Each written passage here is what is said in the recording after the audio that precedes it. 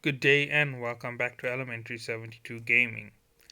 Now, I have started the theory build and I have decided that after the Caracal's final theory build, I'm actually going to move on to the elite vessels. Now, the reason why I call them elite vessels is because that's what they seem like to me from my perspective from playing uh, games in the wider perspective. But in terms of the game, they're actually called faction vessels. And those are your green rhombuses in the corner. Let me just show you which ones quickly. The Gila, the Cinnabal, the Shumi, Stratos, Orithros, Phantasm, and Vigilant. Now, the ship that I'm actually looking to get is the Orithros. Now, I want the Orithros especially to use it for trying to solo Dead Space. And the thing is, it is way out of my reach at the moment. I don't think I'm even going to be able to afford it. So, I'm just going to be talking about what you should be saving up for when you finally get a hold of one of them. So before I get into the content of this video, I'd like to ask you all to please leave a like or comment, consider subscribing to my channel, and if you dislike the video, leave a comment as well. One last thing, if you do like the content and anybody does ask, please point other people towards the channel, help grow the community a bit. I'm aiming for 250 subscribers by the end of this month. I'm hoping that I can reach that target. Um, I'm hoping for it. Let's see if we can head there as a community. So let's go into the Navy issue final build. Now, the final build that I'm going to be talking about is going to be a little bit of a different type of build altogether. This is called the balance build. Now, you get a balance build for the ship and it can go in one of four ways. Now, the first one I gave you was the shield tanking build. It keeps you as far out of the combat as possible and it allows you to deal a lot of damage. So it is a fair amount of play in terms of how it works. It also moves a lot faster and tanks a lot of damage, and that's where the shield build actually plays in. The next build that you can play for the vessel that I explained was the assault build. And as you saw, even though it is a heavy assault vessel, the only thing that it runs to negate damage, to give you like invulnerability field type effect is speed. So maximum speed with a whole lot of assault capabilities, making it a perfect vessel even at level 2. Now, there is one more thing that can be done with these ship builds, and that's basically altering the shield build slightly to give you perfectly balanced play. Now, remember, a good shield build with the offense of a rapid missile launcher or the offense of a torpedo launcher will change your entire gameplay. It's going to make you more offensive, it's going to give you more harsh play, but the thing with the balance builds are everything about them shifts based on how you're playing and what you're playing. Now, number one for your balance build is a shield booster. Number two, invulnerability field.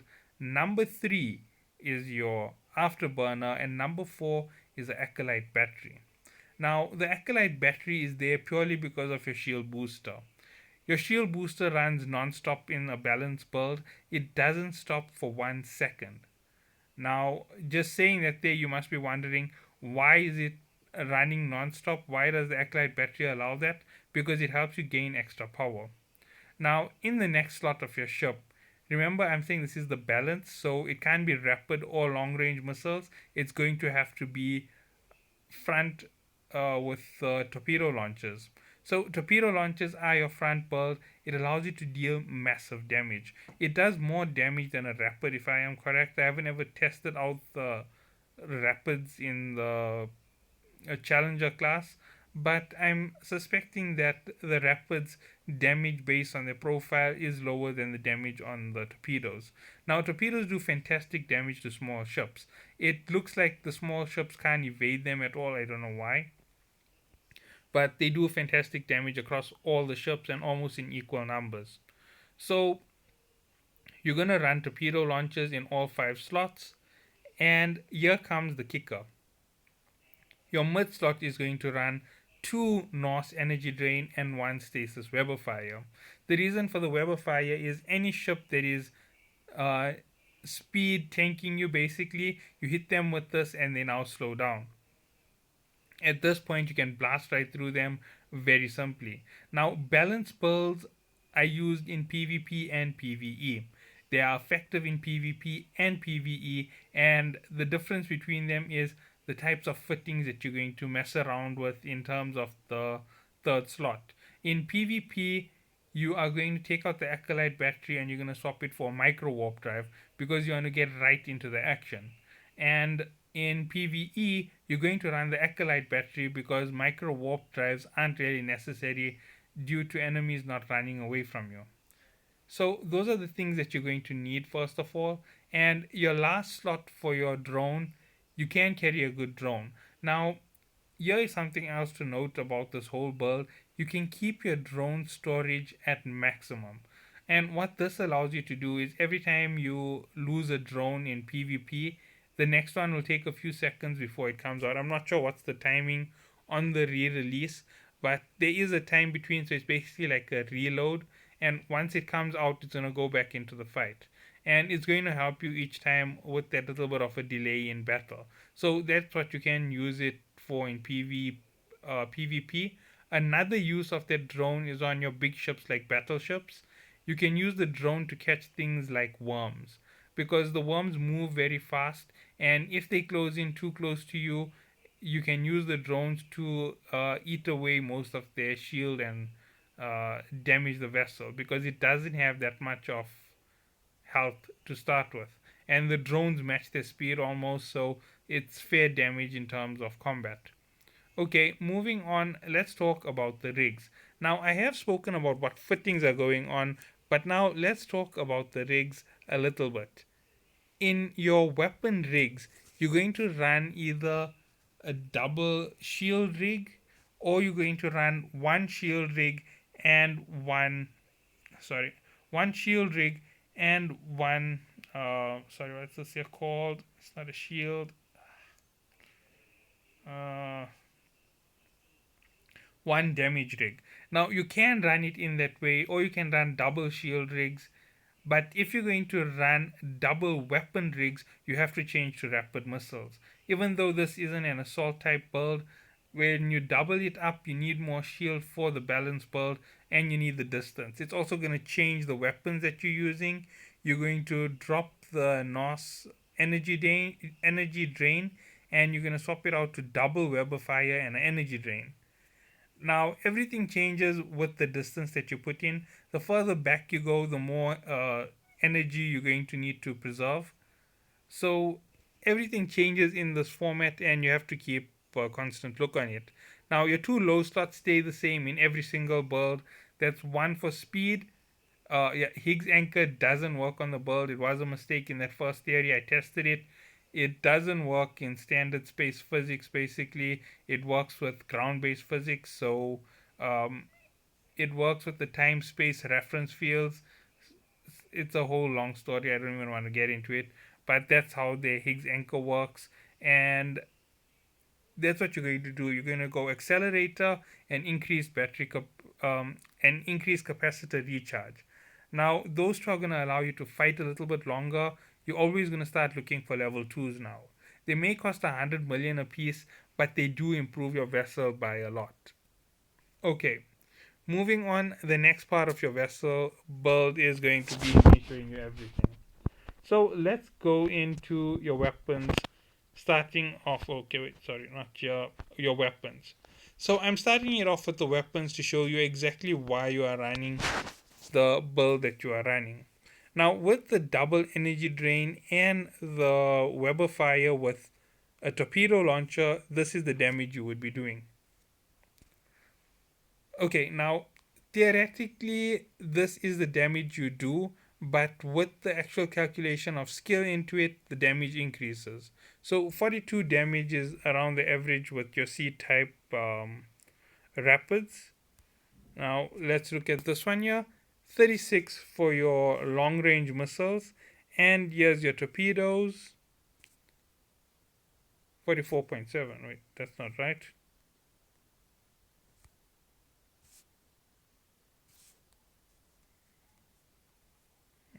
Okay, right. So it's 44.7.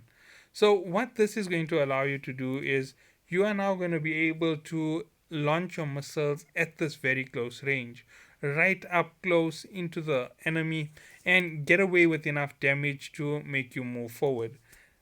And considering the time is exactly identical to a rapid missile launcher, you're not missing out in terms of time. Where you are losing out in terms of this whole encounter is you don't get away from much damage. Even though you're running that heavy shield and the heavy energy drain and the capacitor and the web of fire, you're still going to take damage with all of that negation of damage.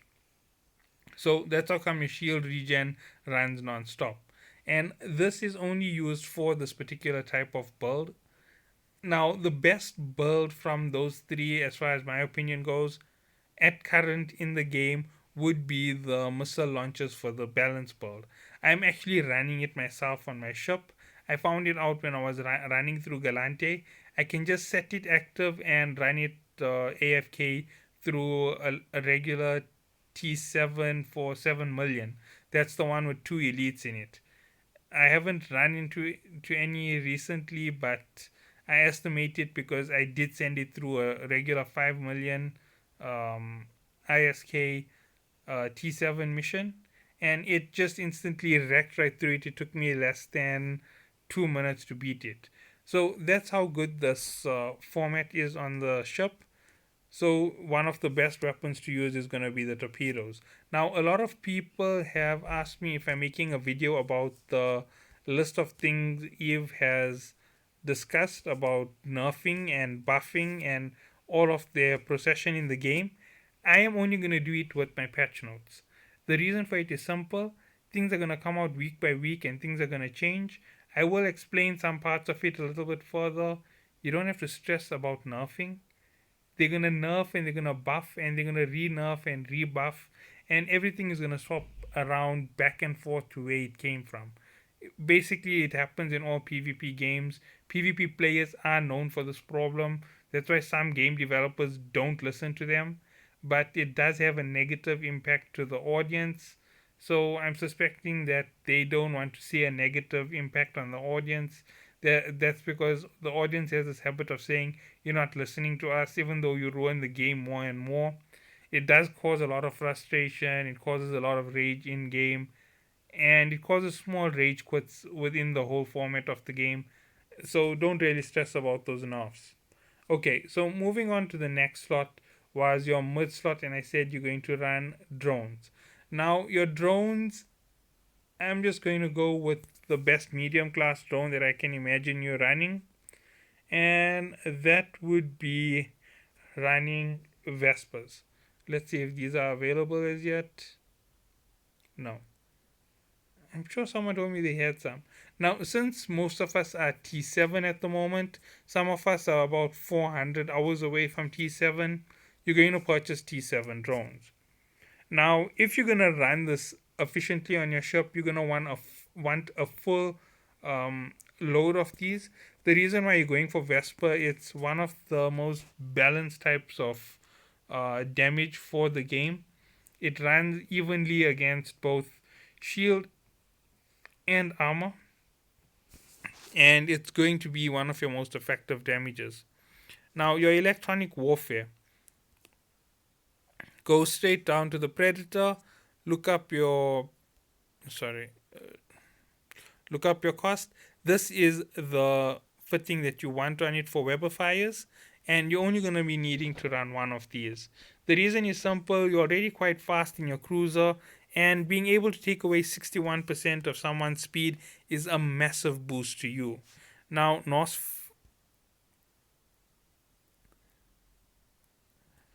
the Nosferatus, I'm just going to call it a Nosferatus. If it's incorrect, it's incorrect. This is the one that you want. If you're looking at it carefully, it is quite heavy on your power grid, and you need to be very careful about overloading your power grid because you're going to be close to the edge of it. If you overload your power grid, you're going to need to swap your fittings, and you're not really going to have that much of power to swap around with your lower fittings if you don't have enough power to recover energy fast enough. So this is one of the things that you can run. This is a very reliable piece of equipment. Let me just have a look at its price. I haven't looked at it. Actually, I have looked at it earlier. I just forgot how much it was. But this is one of the fastest draining NOS. And here's the thing with it, having two of these attached to your ship means you're going to gain that 4 extra in total. Let me just show you what I mean. 70, and this is 74. Now, you might be thinking 4 gigajoules. That's every time it reactivates, you're gaining 4 extra gigajoules. From two of them, it's only 8 extra. 8 extra makes a difference in that whole regain. It can stop you from spending your full capacitor. Now, in this whole array of other options, there's nothing else I can see for a balance build working. So let's go straight to your low slots. You're going to need a shield booster. That's going to be the C type once more.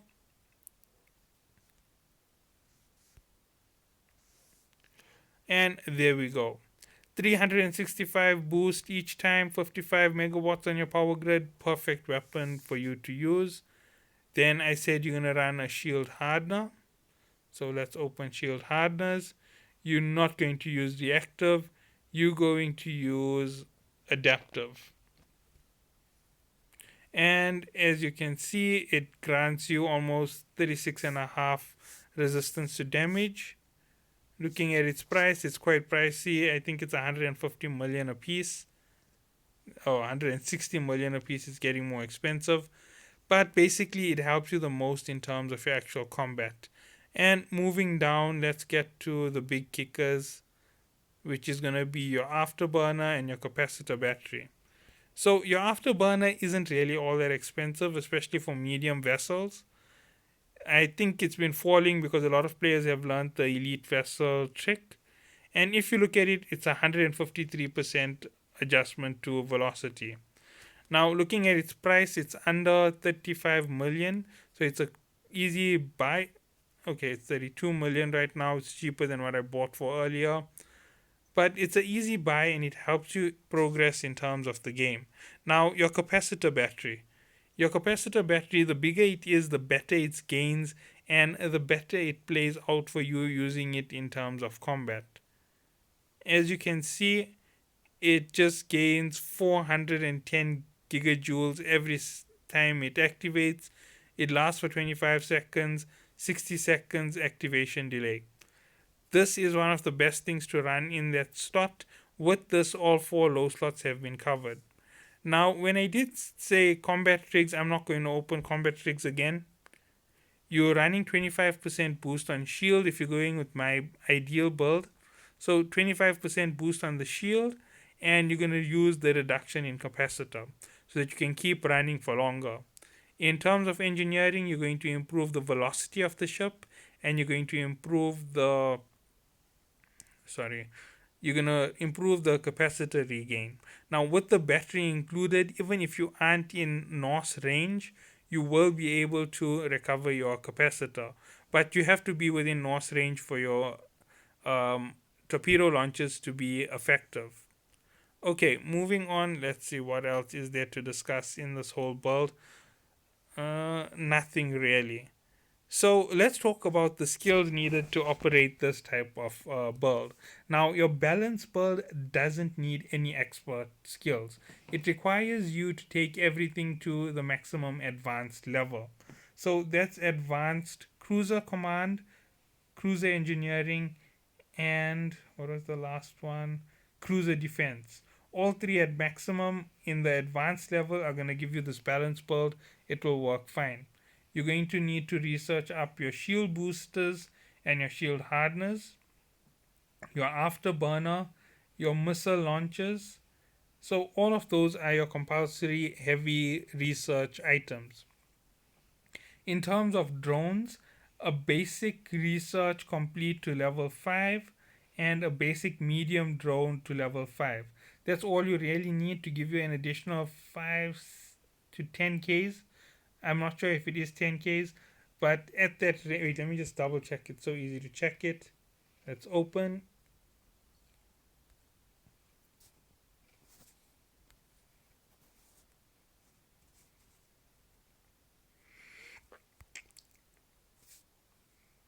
Sorry about that.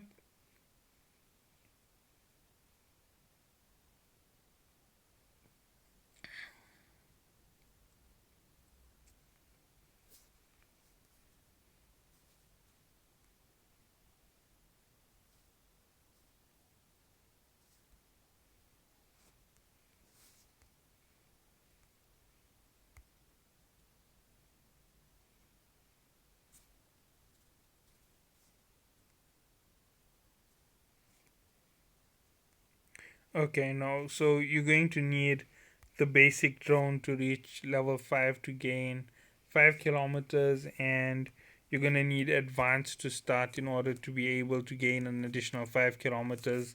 So overall, advanced drone command and drone command helps you in that aspect. So those are things to be thinking about in terms of this whole build. And one other thing to note in this whole build is, even though this is going to help you through most of your combat, it doesn't make you invulnerable, and the balance build is vulnerable to the other builds as well. If you're playing the balance build with more shield, that means that you can't really take on the shield build. The shield is always going to beat you when you try to play the balance against it. Even though you may be able to stay more cap stable, the tank build is going to beat you out 90% of the time like that. If you swap out your fittings to assault class, you're going to break through the armor of the defensive ship long before it beats you. And that is the difference between the two builds. The balance build has a chance of winning even in that negative situation. When it comes to the assault class build, it's weak against the long range. The assault fittings, the combat Drake fittings, make it weak against an assault class build of the same class. And that's how it works for these three types of theory builds that I've given so far. And moving forward, I'm hoping that the next set of theory builds are going to be more interesting, especially since it's going to be the faction ships basically. That's what everybody told me they called.